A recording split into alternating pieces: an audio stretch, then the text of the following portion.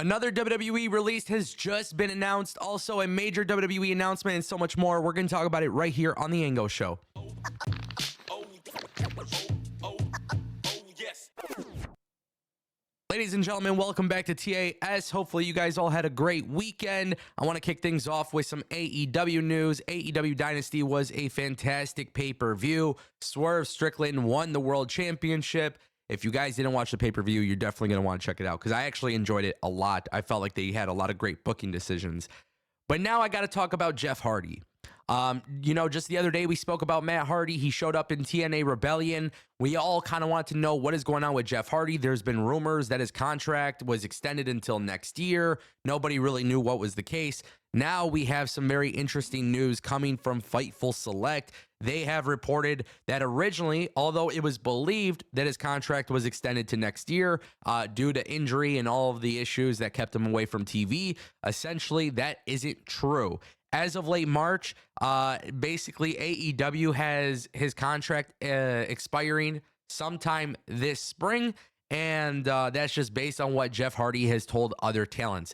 So at this stage of the game, Jeff Hardy is still in AEW, but he is not in AEW until next year. At some point in this spring, his contract will expire. Now keep in mind, Jeff Hardy, Matt Hardy haven't really been used much. Matt Hardy jumps to TNA. A lot of people are wondering if Jeff Hardy will follow suit with his brother. And honestly, I think it is very possible. I don't know if AEW is going to utilize Jeff Hardy as a singles talent. And quite frankly, with a roster this stacked, I'm just going to be completely honest here. I don't think they need Jeff Hardy. You know, it's been a kind of a problematic partnership. It didn't pan out the way we all hoped. When the Hardys left WWE for AEW and we heard their infamous theme song, we all thought that maybe it was going to be something special. And truth be told, I don't feel like that was the case.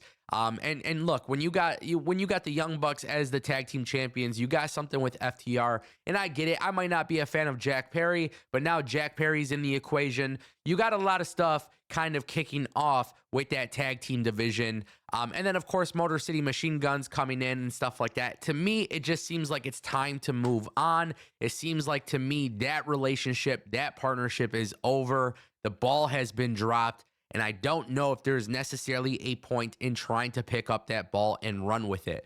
Now, for those who are critical of broken Matt Hardy in TNA, you just simply have to understand that the broken gimmick was the most over and most popular when it was in TNA. So ultimately, if Matt Hardy, Jeff Hardy end their career in TNA, I don't see an issue with that. And look, the crowd loved Matt Hardy. So whether or not we like it, the people were definitely interested in it. And maybe Jeff Hardy just, for the tail end of his career, try to end it in a positive light. It might just make more sense for him to go to TNA. And then this allows AEW to move forward with their tag team division. Ladies and gentlemen, WWE has finally announced NXT Battleground is coming to the UFC Apex, and it's taking place June 9th. Guys, I'm actually excited about this. I think it's a very unique situation for WWE to have an event at the UFC Apex. That's where UFC does their fight nights during COVID, the pandemic. And now, obviously, every so often they go back there. Also, Dana White does the Rumble slapping show, whatever it is, slap fight type of stuff.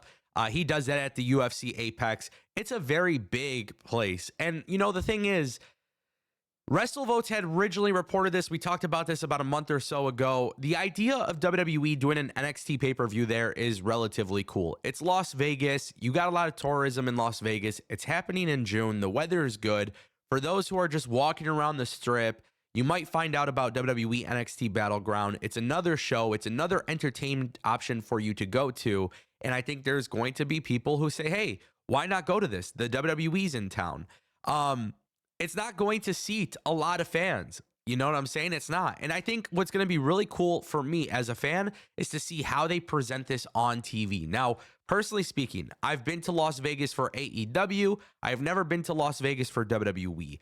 I truly enjoy NXT. And I understand it's not everybody's cup of tea, but for me personally, NXT is my cup of tea. I enjoy it.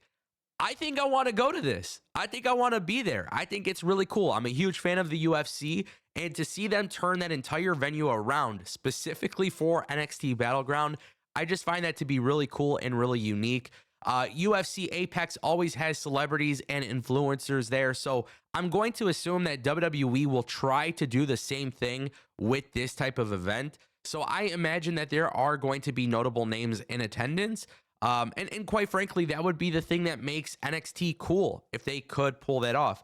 I'm a big fan of NXT. I like their booking. I like the roster members. And truth be told, I like Las Vegas. So it kind of seems like a fun time. I think this could be something I'm interested in going to. And look, who knows? I got to take a look at prices and everything like that, because we all know Las Vegas isn't the most cheap place to go to. But for pro wrestling, I feel like when I went to Double or Nothing, that was my first taste of Las Vegas, and I had a wonderful time. And that was in 2019. So imagine what it's going to be like all these years later, especially when this NXT product, in my opinion, is hot. It's got great product, great matches, great pay-per-views. So I'm kind of excited about this. And again, it goes back to, how are they going to turn this event into a WWE pay-per-view event? Like, that's what I'm super curious about. When you look at the entrances at the UFC Apex, I think it would actually be really cool for WWE to just copy that. You don't have to do big Trons everywhere. I don't think you have to go over the top. I think you should make this a really cool, like, different vibe and just see what happens. And like I said, there's people in attendance. It's going to be super sick, man. It's super sick. I'm excited about it. Guys, last week, I know I've been sick. I've been going back and forth with this sickness, but there was a whole bunch of WWE releases. And now, guys, this is, oh my God, Von Wagner has been cut by the WWE. According to Fightful Select, they have reported that this is another release that they've just learned about that wasn't revealed last week. It sucks, man. Von Wagner, at one point, people were comparing him to Edge, but for me, I actually really started to like Von Wagner when he was doing this stuff with Robbie Stone, right? When they started to go a little bit more into his childhood and like talk about like real life issues and stuff like that, when they brought that to television, I found that to be really, really cool and different. And the thing is, WWE just could not capitalize on it with this guy. Now, Fightful Select doesn't really have a reason for why this release took place. You know, the releases that took place last week were based on budget cuts.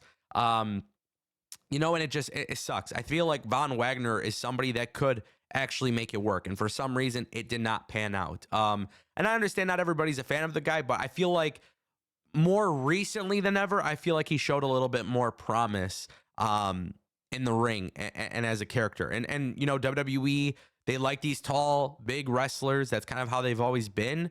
And WWE, in a way, is kind of getting away from that slowly. It's not happening fast, but it's like Zion Quinn is another guy who he has the physique and everything that WWE loves, but also Triple H's regime handles things differently, and he was cut last week. Jinder Mahal was cut last week. So it's interesting to see the route that they've taken, but it also sucks. And if you guys know me, I don't like WWE releases. I don't like budget cuts. I understand why they happen. I get that. But the human side of me, the internal belief that I have is this company is celebrating massive success.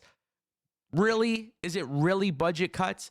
I think, honestly, WWE is making the releases because they have a lot of talent coming out of contract, and they're going to try to re-sign them to the big bucks. We'll see what happens, but it is what it is.